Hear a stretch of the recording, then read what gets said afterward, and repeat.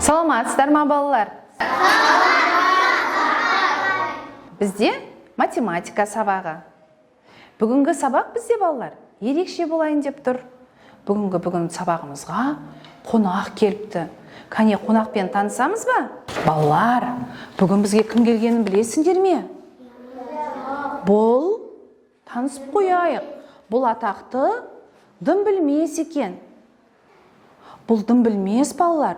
Сендер сияқты мектепке бармаған, даярлықты оқымаған, ойнап жүре беріпті де, барлығынан құр қалыпты. Енді өзіне білім, ілім іздеп жолға шығыпты. Сөйтіп, біздің топқа келіпті. Балалар, дым білмес бір сөздің мағынасын түсінбей жүр екен. Бұл сөз қамқорлық деген сөз екен. Балалар, қамқорлық деген не? Жақсылық. Жарайсыңдар. Қамқорлық сөзінің мағынасын біз балдар арғы төбенің ар жағында тұратын данышпан атадан барып сұрап көрсек қайтеді? Барамыз ба? Жарайды. Ендеше дым білместі ерітіп, біз данышпан атаға жолға шығайық. Жарай ма? Жақсы. Ал біз жолға шығамыз. Кәнеки, мына жаққа қараңдаршы балалар. Нені көріп тұрсыңдар? Құрт. Ал енді құрттың көңіл күйін қараңдар. Құрттың көңіл күйі қандай? Жақсы емес, көңілсіз, мұңды, я? Ал біз енді сұрайықшы құрттан. Жұлдыз құрт, сенің қандай уайымың бар? Мінеки балдар, қарай қойыңдар тақтаға. Жұлдыз құрт өзінің денелерін шашып алыпты, жоғалтып алыпты. Ендеше біз жұлдыз құртқа көмектесеміз ба балалар? Жарайсыңдар. Енді біз қазір жұлдыз құртқа өзінің денелерін жинауға көмектесейік. Кәнеки, аяру келе ғой. Жұлдыз құрттың бірінші бөлшегі қай сан екен? Айтамын. Қандай сан балалар? Бір деген сан. Кәнеки, аяру? Жарайсың.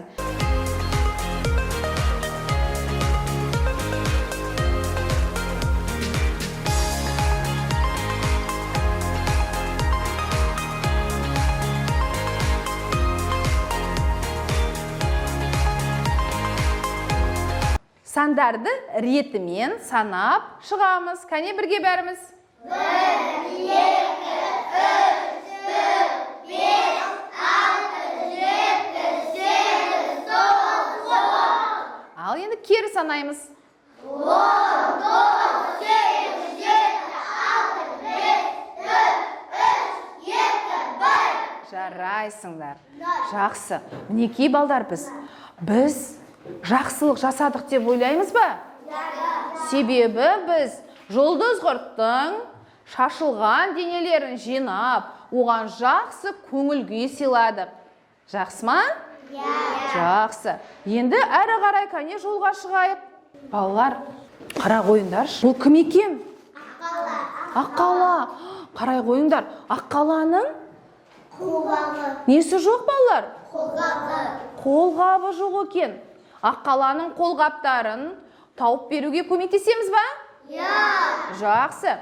Енді балалар, тақтаға қараңдаршы. Аққаланың қолғабы көп екен балалар. Бірақ енді ол өзінің қолғаптарын шатастырып алыпты.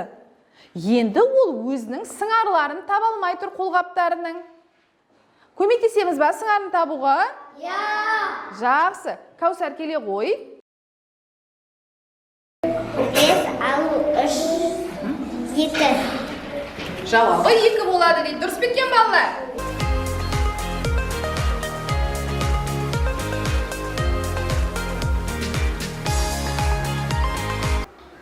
Бес. Оқимыз әуелі. 5 азайту 3. Енді 3 қайсымыз үндемейміз балалар? Кәусар жауап береді. 5 пен 3-тің айырмасы Кәусар неше болады? 2 болады. Дұрыс бекен Кәусардың жауабын. Кәнеки көрейік. Кәнеки. 5 пен 3-тің айырмасы 2 болады. Дұрыс па балалар? Я. Кәне Кәусарға қол шапалақтайықшы. Жақсы.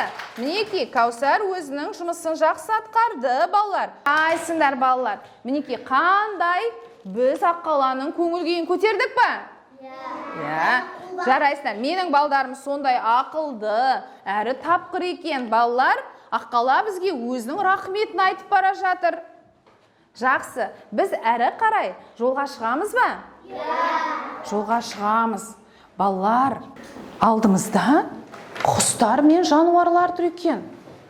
Олар ауыздарын не істеп тұр, балалар? Қараңдаршы. Ауыздарын ашып тұр. Себебі бұлар не сұрап тұр, балалар?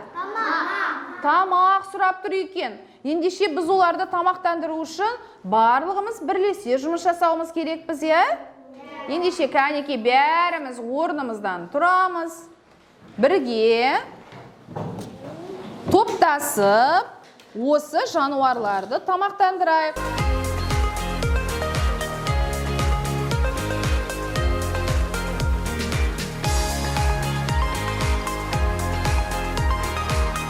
Мінекей, біз жолда кездескен құсты, тышқанды және қоянды тамақтандырдық. Біз жақсылық жасадық па, балалар? Кәне өзімізге қол шапалақтайықшы. Жақсы. Балалар, бізге дым білмес, көңіл күй өте көңілді кейіпкер, иә, балалар? Көңілді бала дым білмес. Бізге қызық болсын деп, сендермен бірге ойнауға, балдар, бір тапсырма алып кепті. Дым білмес сендердің тапқырлықтарыңды байқағысы келіп тұр екен. Ендеше сендердің алдарыңда сурет бар. Бірақ ол суреттер бөліктерге бөлініпті. Енді біз сол бөліктерден, геометриялық бөліктерден біз суретті құрастырамыз ба?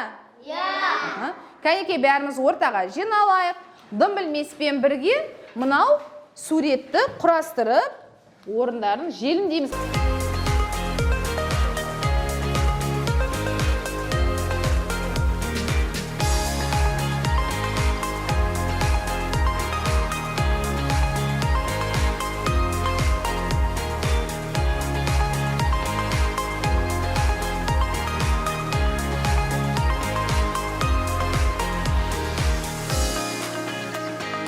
Балалар, мынау бірінші топтың жасаған жұмысы. Бірінші топ бізде қандай жұмыс жасапты? Көбелек. Жарайсыңдар, балалар, өте әдемі жасапты. Балалар, міне біз үш төбенің ар жағына асып, Данышпан атаға келіп жолықтық. Данышпан ата бізді ұзақ күтіпті, балалар. Біздің жол бойғы жасаған іс әрекеттеріміздің барлығын бақылап отырыпты. Ендеше Данышпан атаға сөз берейікші. Балаларым, сендердің маған дейін үлкен жол жүргендеріңді, ұзақ жолдарда түрлі кейіпкерлермен кездескендеріңді көріп отырдым. Сендер әуелі жұлдыз құртқа көмектестіңдер. Аққаланың қолғабын тауып бердіңдер. Аңдарды, құстарды тамақтандырдыңдар. Мінекей балалар, сендердің іздеп жүрген қамқорлық сөздеріңнің жауабы осы. Егер көмек күтетін адам болсын, жан-жануар болсын, құстар болсын, барлығына да көмектесу, біз қамқорлық жасау, мейірімді болу, біздің адамдық парызымыз, балалар. Біздің кіп-кішкентай жүрегімізде осындай жақсы, ізгі қасиеттер көп болу керек. Сонда біз адамгершілігі мол, үлкен азамат тұлға болып өсеміз. Менің де балаларым сондай жақсы адам болатынына сенемін. Мінекей балдар, біз бағанағы досымыз дым білместің іздеп жүрген сұрағының жауабын іс әрекетпен көрсеттік.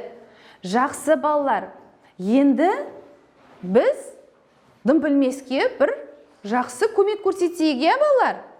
Дым білмес айтады маған, мен түстерді ажырата алмаймын дейді. Маған балалар жасыл алманы бір жаққа, қызыл алманы бір жаққа жинап беріңдерші дейді, балалар. Жинап береміз бе? Иә, ал кәнекей келе қойыңдар, бірінші топ.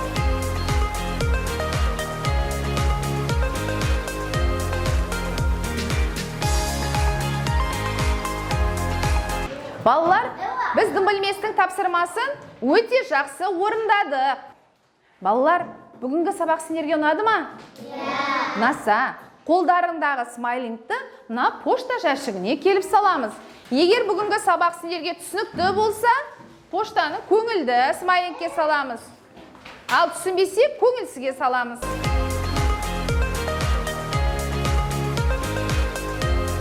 Балалар, бүгінгі сабақта біз 1-ден 10-ға дейінгі сандарды санауды, 1-ден 10-ға дейінгі сандарды салыстыруды және 1-ден 10-ға дейінгі сандарға қатысты мысалдарды шығардық.